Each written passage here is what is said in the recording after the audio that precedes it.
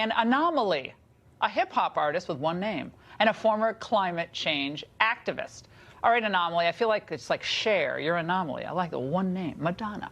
Like, you used to be an alarmist on climate change, and now you think a lot of this is fear-mongering? So what changed your mind? Well, I saw Al Gore's Inconvenient Truth. I went to see Leonardo DiCaprio's movie. I still consider myself an environmentalist. We need to clean the air, clean the water, clean the oceans. There is plastic, there's air pollution, water pollution. I agree. I hate when you start plastic. to get down, hate it.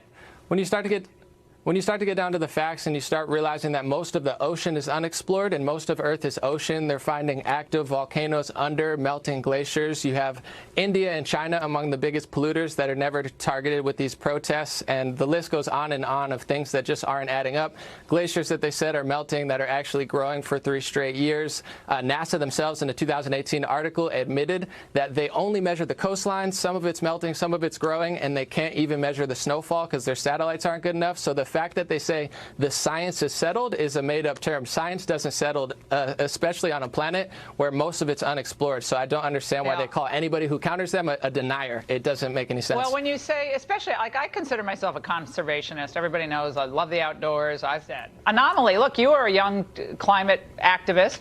I mean, did you see what I'm saying when she said, I shouldn't have to be here? I thought she's like a teenage young woman, and she's been carted all around the world on various forms of transport, and she's a kind of a global star right now, but at some point that will go away, and then what happens? Well, it's sad because they're bringing fear onto people, and fear is never the answer. A lot of news networks do that. They spread fear. There's a Dutch kid who was a teenager who invented something to clean up the ocean, and he's cleaning up tons upon tons of plastic out of the ocean. They never give him that type of press because he has solutions. It's not just all fear-mongering.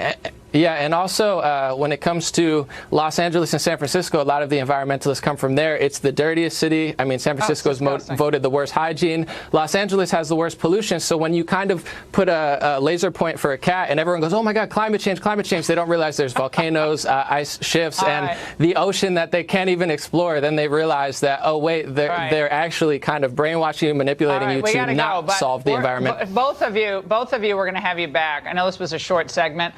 We needed to sort of establish the framework here. Fantastic conversation in a moment. Thank you to Laura Ingraham for having me on. If you'd like to fact check what I was talking about, the 2018 NASA article where they're showing that it's not melting quite as fast as they thought due to snowfall, and in that article they literally do admit that their satellites can't measure all the snowfall, and the only part of Antarctica that they measure is actually the coastlines. That's why you see this map here.